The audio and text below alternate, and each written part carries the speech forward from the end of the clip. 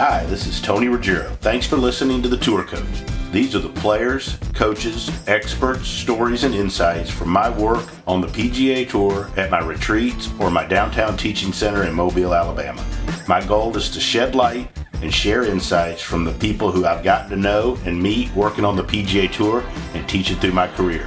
And I hope this helps all of us play, coach, and teach better golf. If you like what you hear, please give us a good review and take a look at our new Dew Sweepers YouTube channel or the Dew Sweeper on Instagram, where I've taken some time to share videos of help from my teachings, travels, and journeys.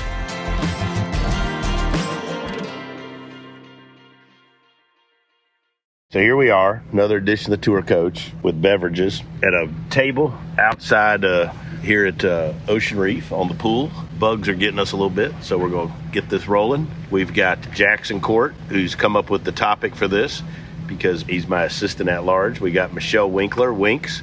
We got Dr. Scott Lynn, and then we've got some of our students from this week who every now and then we might bring in here. We got Thomas Henderson. We got Matt Kopsky. We got Big Nate Jolly. So it's going to be a good one. So Jackson, go ahead and lead us off as I bring you into the podcast world. You got a topic for us. Come on with it. So we've got... Bugs are bad. My ankles are getting bit. Mm-hmm. So we've got new age teaching. What was it? Old school teaching. In a new age world. In a modern world. In a modern world. That's such a good topic. Yeah. Come on, Doc. Why? I think from what I've seen, the people who best use technology look at the technology. So they look at the swing catalyst, they look at their K-vest, they look at their TrackMan, and they come over to the student, they're like, turn your shirt buttons that way a little more. Yeah.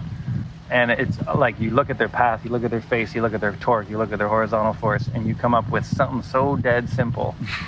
To me, that's the beauty of technology. People who can use it in that way. So in their mind, they're thinking about all this complex 3D geometry, they're thinking about biomechanics, they're thinking about this and that, and then they come up with lift your heel off the ground. Yeah. Boom. And then stuff gets better, right? And so I think that is the key to using technology. If you have to explain to me lambda torques, I take credit for that.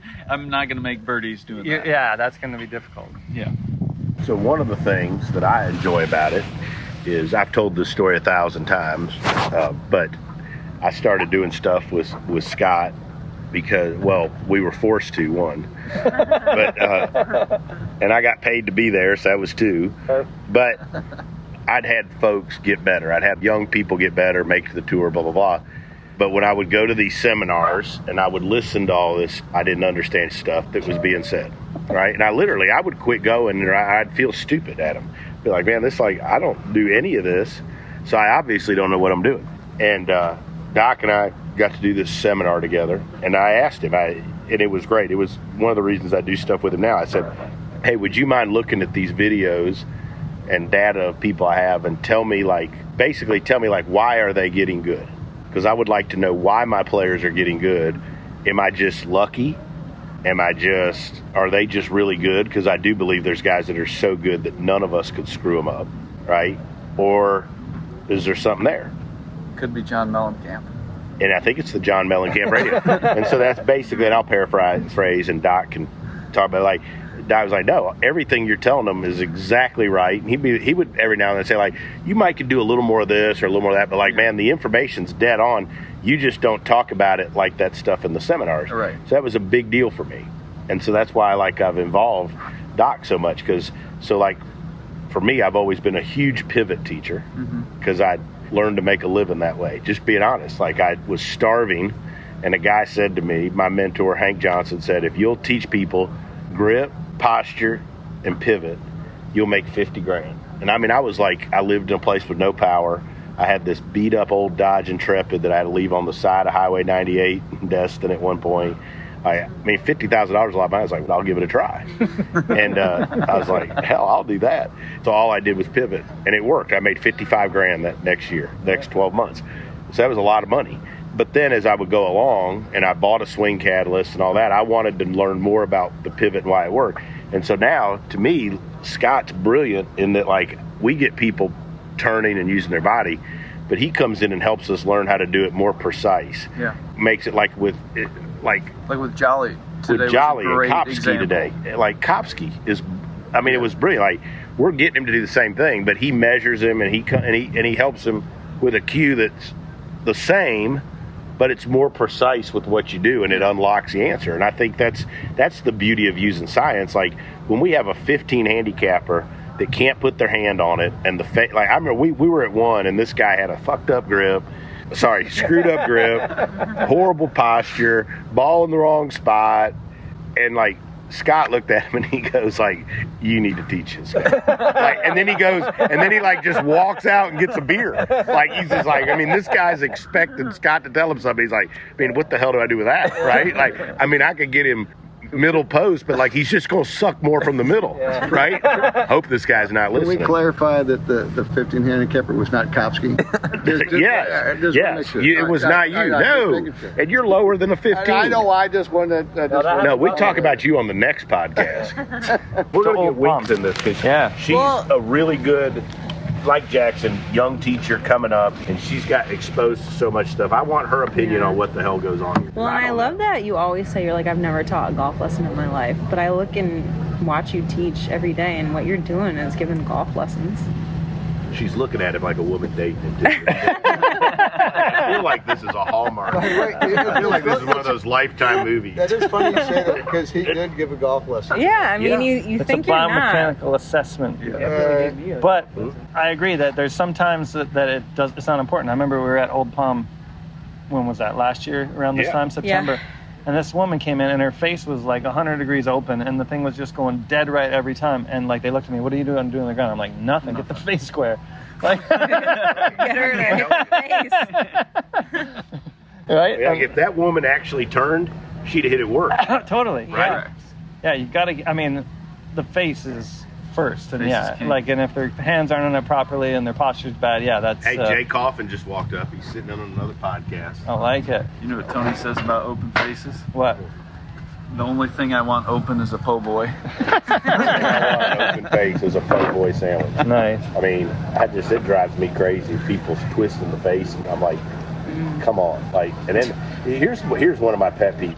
I hate the face getting open. Like, and these people, I'll see these people teaching somebody, and the face is wide open, and they're working on like, and I see them, and they'll be like working on sequence out of the top. I was like, you can't sequence that stuff, right? Like, fix the face. You got to fix the face first. Mm-hmm. I always go to that.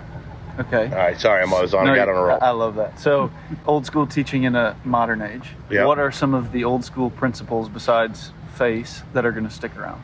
I mean, is balance ever going to go wrong? I mean, do you ever want to hit something and fall down?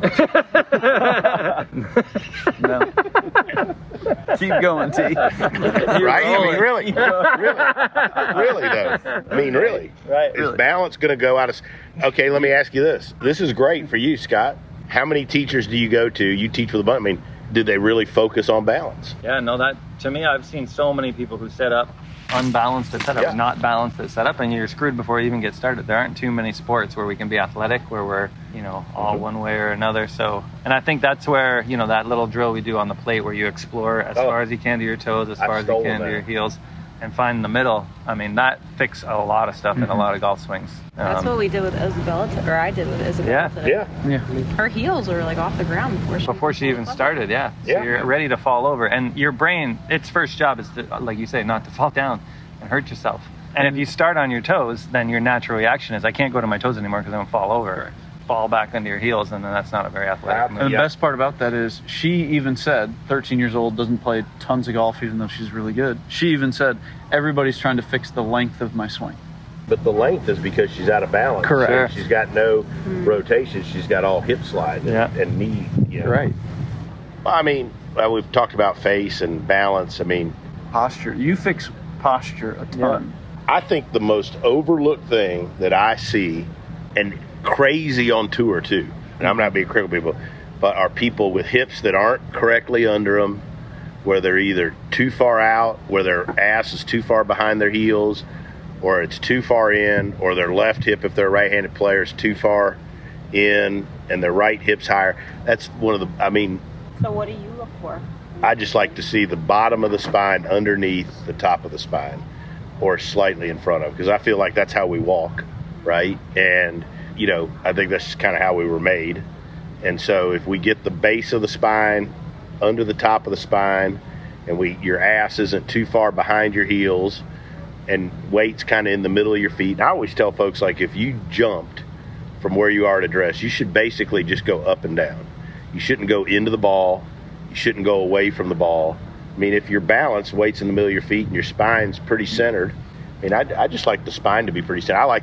I actually like the base of the spine to be a tick in front of the top, because I think especially for like folks that aren't super flexible stuff, that helps them get behind the ball a little more. It's like a little bit of a cheat. Good story. Yeah. So we're driving I remember this so vividly. I'm in the Buick Enclave. Oh, is this with me? Yes. Is this when we got the biscuit? No, this is not the Hardee's. No, tell the story about no. Your first Hardee's biscuit when you had a dip, a Hardee's biscuit, and a cup of coffee, and you had to use the bathroom. And I didn't make it out of the parking lot. But I remember this we probably need a Hardee's sponsorship. Yeah. Same, probably the same trip. But we're riding down I-10. Yeah.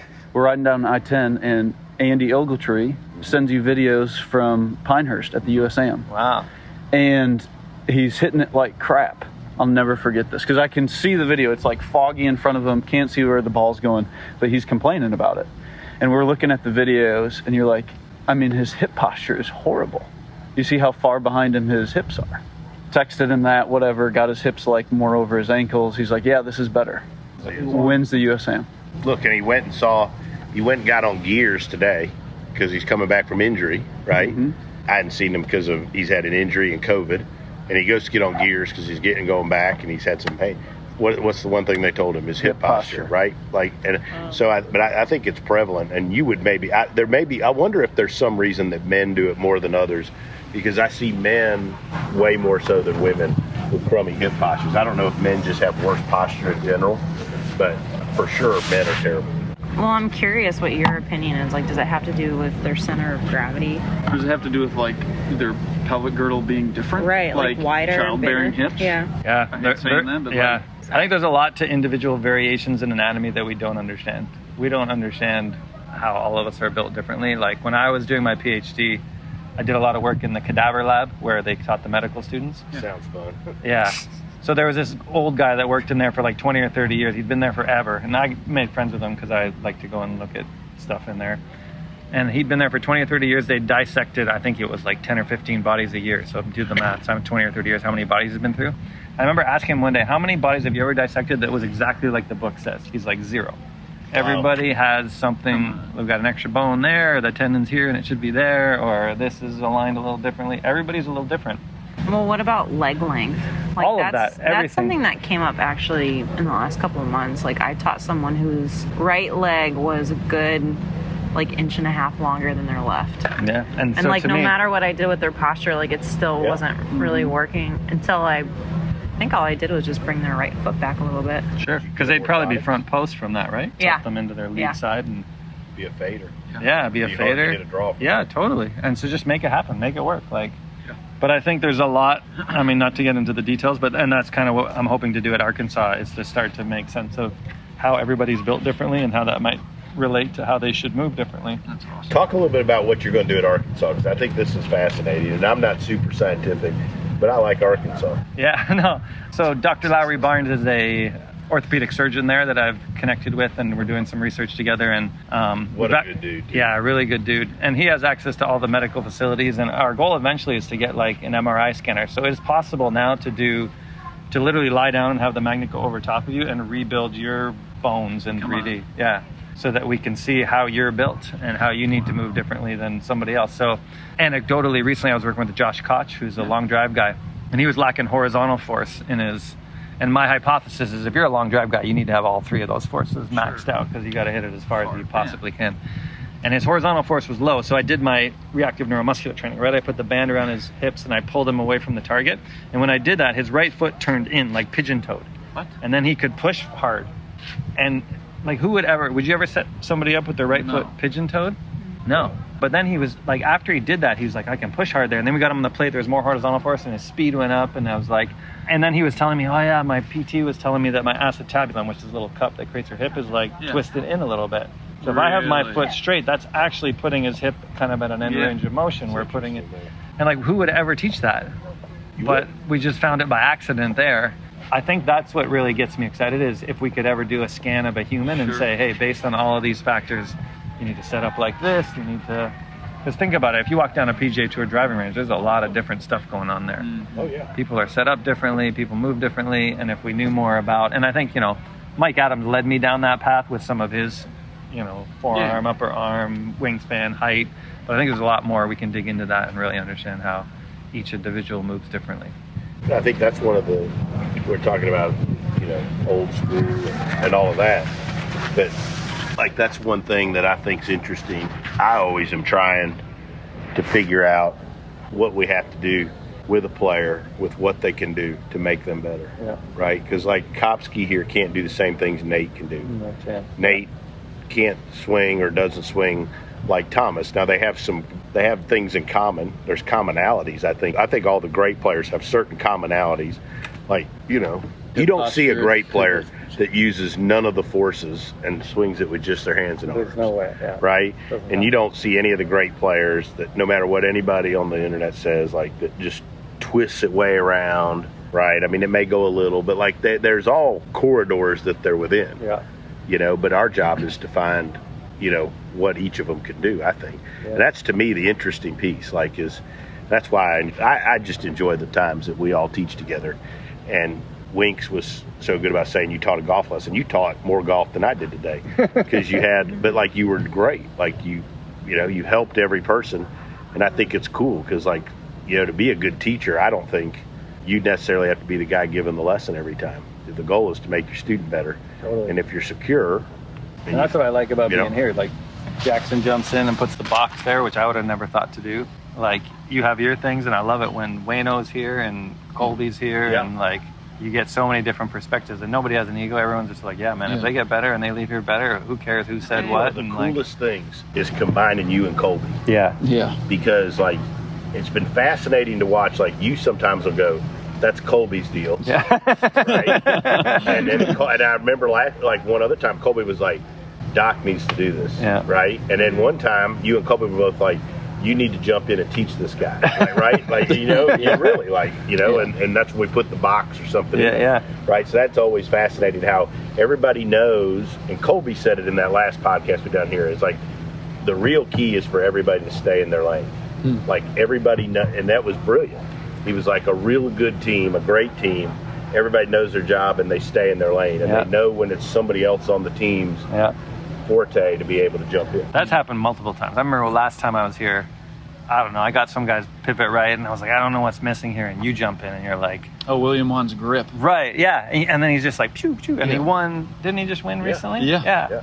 So it was like, I don't know what's going on here, and you're like, I got this, and you're like... Right, and I like it too, just because I learn a ton. I would be a fly on the wall all day with Scott, just because I pick up nuggets like crazy, right? And I'm probably more so than the students, but maybe for their benefit in the future anyways. 100%, yeah. I also think that the more we've taught together, the better we've gotten together, right? Like, I look at the first couple times we've done stuff. I remember Panama City and all that, and it was really good, but it was like, we didn't know what all each other likes and how we worked, right? And now, I mean, it's like a seance in there, man. You It's guys like gotta come up with a band name. the Beatles. Has that been taken? Jackson, come up with a band name for us. A band name? Okay. The Dew Sweepers. The Dew Sweepers. I like it. You can't change that. No. People tried to get me to drop that name, change the name, not changing it. How'd you come up with it? That's a good story. So my grandfather, did I tell this the other night? Did I tell you this? I told Kopsky this, yeah. So my grandfather was the one that got me playing golf. And my dad and my grandfather. My grandfather worked at the Pentagon, and he retired to Pinehurst. And he was a short Italian guy with a big nose. I mean, he looked just like me. And now I'm getting the same bald spot on the top of the head. That's the worst. Bald spot's the worst part about an overhead camera when you're teaching golf, right? And it is. But anyways, I got asked to do this radio show local in Fort Walton, in Destin, Florida. Guy that asked me to do it has since gone to prison. And Federal prison. Yeah. He sold more shares in the radio shows that he was doing than there actually were. Like, he sold 150% to to investors, whatever. But anyways, that's a side note. FBI actually interviewed me, but he asked me, and I was probably teaching. This was 16 years ago, so I was probably teaching 5, 6, 7 years, and I needed business, and I was like, that'd be a great marketing deal, but I didn't know anything about doing radio. So he said, oh, you'll be great. And I was like, sure. So, but he said, what do you want to name it? I had no clue. I was reading this book at the time called The Dew Sweepers. I think it's called The Dew Sweepers, Lessons on Golf and Life by James Dodson, and it was about Pinehurst. And I was reading it, and it reminded me a great deal of my grandfather and his friends and these retired guys that played every damn day in their carts. Same deal, right? First group out in the morning. And I was like, well, the show's going to be at 7 live. We'll just call it the Dew Sweepers. And had I ever in a million years thought that it would have lasted more than a month, I would have come up with something different, right? But I was like, man, there's no chance I'm going to be on the radio. And I was on for like 13, 14 years on XM. We were the longest running show for a time. And then now this turned into this thing. And I'll give Lucas Glover credit for that. When the Dew Sweepers ended on radio, we're still on in Mobile on a local show, but I was like, I'm done, not going to do it. And Lucas was like, man, you ought to do a podcast. He's like, man, those things are big. I'll never forget, I was down at his house, and he was like, man, like, you ought to do a podcast, these things. And he knew somebody that had done some podcasts, whatever. We started talking about it, and I reached out to Koert, and all of us have been on ever since. I like it. We get like close to 10,000 people between all of the avenues listening a week. It's crazy the number of people that come up and start talking about it. And the cool thing for me is the number of teachers. I think like the biggest thing I didn't expect is the number of teachers and people in our profession that listen and write in, and they comment on the stuff that Scott says, Colby says, Jackson says, Wink says, and they ask questions and they want to do it. I think that's cool. Yeah. I think we need more mentors in our business instead of just people posting on social media and thinking they're good. Ripping each other. Yeah. The key thing to being a Dew Sweeper, though, because I played a lot of early morning golf, is to be like the 4th or 5th group out, because then you don't have to read the greens. Because there's all these little lines that show you. What else you got for us, Jackson? You're moderator tonight. I mean, I think that's great. I think part of this has been a big piece of my instruction and my learning, and why I love the Dew Sweepers and the team atmosphere is like old school teaching to me. Mm-hmm. Part of that is growing up under an instructor, right? And learning kind of their school of thought and their brand and teaching the way they do it and running things the way they do it. And I think that's changing a little bit with modern golf. Sure. I think it's changing big time with social media, and I think it's changing with technology. I'm still a little old school in that, and my parents hammered me on that when I was a kid about not knowing anything and working hard and learning from people that have more experience than you. And I might be a little old school in that, but I think that's vital to development as a young instructor. Hank told me, I tell stories about him all the time because he was a great foundation and base and all that. But I remember one time we were in the Lucky Leprechaun bar. Where is that? It's down the street on International Drive. It's like past. Oh, in Orlando? In Orlando. Okay. And we're in there. It was fairly late. This was before my rum kick, so I think it was wine. And I'll never forget, though, he said, and I've told Jackson this, I said, in one of our serious conversations, he said, he looked me dead in the eye. He said, do you want to be a great teacher or do you want to be a good teacher? Because there's a difference. And I was like, wow, I want to be great, And he goes, well, the road's way harder and it's going to take you a long time to get there. And I'll never forget this. He said, you know what your best attribute is? And I go, what? He goes, your best attribute is that you don't think you know very much. He's like, all the ones that think they know stuff don't know anything and never turn out to be very good. And I've always carried that. I think I try to act like I don't know very much. Sometimes I get pissed off at people, but I think that's accurate about our business. I think it's sad that there aren't as many people that go spend a bunch of time under somebody that's been successful. And also to reverse that a little bit, because I have tended to rip on social media in this podcast. In the future, I think social media also could have a very positive influence on our career. Like there's been a lot of people that have benefited through your experience and your wisdom just by reaching out to you through Instagram. Mm-hmm. Yeah, I mean, look at some of these folks. Like there's, Ryan Smith up in South Carolina, and you had a college coach come down and watch you. College coach came down, right? I think it's Ryan Mokes' name, and there's some folks in, I could go through the list in California. Noah Montgomery in California, who teaches, some great players on the European tour. Like, all these people have heard the podcast and they start writing, and we start spending time together and those. I think that's a positive. I do That think is a that's good positive. point, because like if you think about, I don't know, let's go back 20 years. If you hear that Tony's a good teacher, however you hear about it, I don't know. How do you get in touch with him? Like, you don't have his phone number, you don't have his address. Like, now you just look him up on Instagram and shoot him a message, and like, And if any hot chicks want to slide into my DM, really? Fifth marriage. Like, Yvonne wouldn't like it, but slide into my DM. Right? You do a good job at responding and helping people. On that note, That was let's call it classic. a night. I'm getting eaten alive here. Hold on. We've only been doing this, we got 2 minutes left, Scott. You can come up with 2 more minutes of content. I'm getting eaten alive by bugs out here at Ocean All right, Reef. so Winks, I'm going to turn this to you for the last little bit of this. Tell us some of the most influential, what are some of the biggest influences on your teaching so far? You've done a hell of a job. You and Jackson both, I think, are 2 of the best young teachers I've been around in forever. Thanks, That's why I Tony. like y'all. And so tell us a couple of your influences. If I don't say you, or no, I'm just No, kidding. you don't have to say me. You don't have to say me. No, of course you. I mean, I think your team is just so unique, because I've never seen like a band of misfits being put together. we are missing. That is a good We are description. That's a really good in description. like the I'm best way taking it like possible. that. I'm going to go take a gummy on that. But of course, I got to give a shout out to Mike Adams. Like, Of course. he's taught me a whole heck of a lot. He's taught so many people Yeah, so much. yeah, He's very he's- giving. The dude's a genius. But the latest has been Dana Dahlquist. Like, Awesome. Yeah, I went and spent a couple days with him, and he's just, unbelievably intelligent. But I still, I always retreat back to what you and your team do, because, even today watching Scott, and I know I'm biased saying this, Scott. We're getting them separately. So you make it so easy, and maybe it's because you're not a golf instructor that you don't complicate things, but you just look at whatever their That was ground a pretty reaction. brilliant comment right there.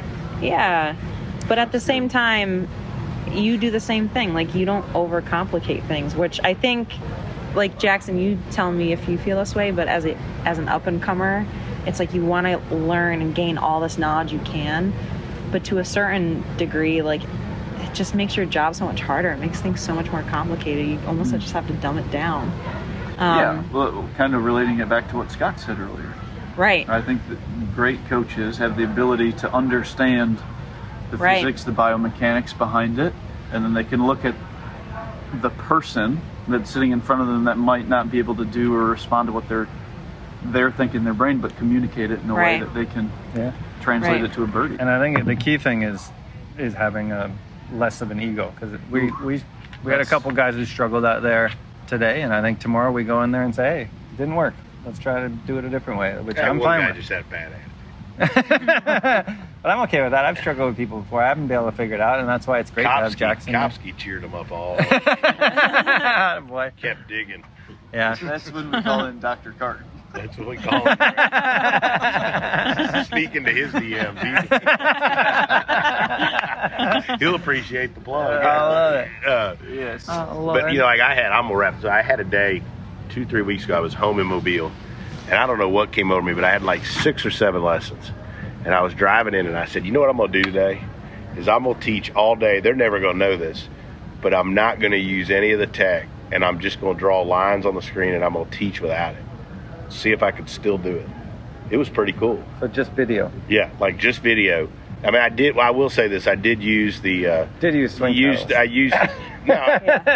No, I didn't use. I used it for film, but I didn't show it to him. Right? No, that's fine. Right, That's, I used that the works. simulator just to show where the ball was going. Yeah. Right, but I was you know what? I'm just gonna kind of film people, sit them down, do it old school. I did that for a day, and I think that'd be good for every teacher every now and then to do a day. Because I've watched some teachers on some PGA shows teaching summits, and I'm wondering, could this sumbitch teach a lesson if he didn't have all that? Yeah. Right? And I think the student then becomes reliant on it too. Mhm. I've had students who hit a ball, and before that even hits the net, they're looking at the launch monitor. What Right. did that Yeah. one do? And that's what Will Woo has taught me quite a bit. There has to be that time where they say, shut your pie hole and let them feel what just happened. Let them see Dr. what Will just Woo's happened. stuff's really good. That's Yeah. something I got from you.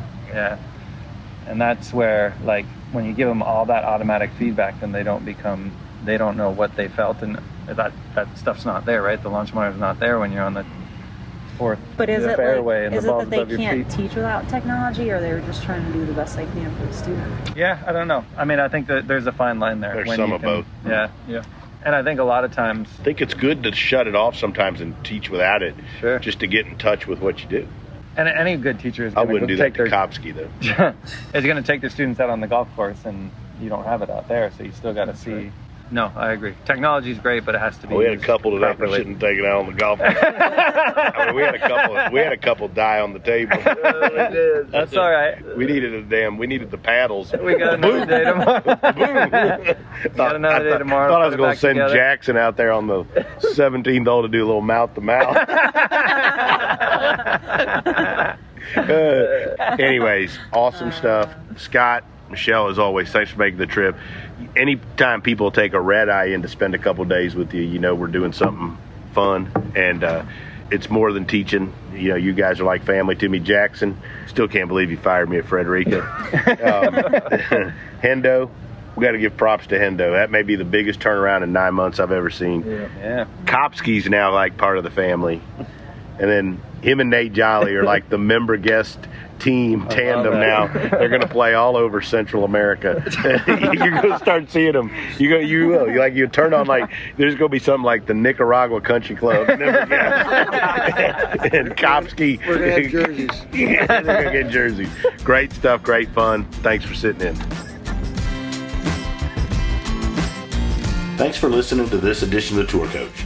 I want to take a minute and thank Koert Walker and Golf Science Lab, as well as my sponsors Srixon, Buick, Bushnell, and Vineyard Vines for helping make all of this possible and helping me share my insights with you. If you like what you've heard, why don't you check out more on the Dew Sweepers channel on YouTube, as well as the Dew Sweeper on Instagram, or go to dewsweepersgolf.com to find out more about my teaching, my travels, and where you can find out more about me.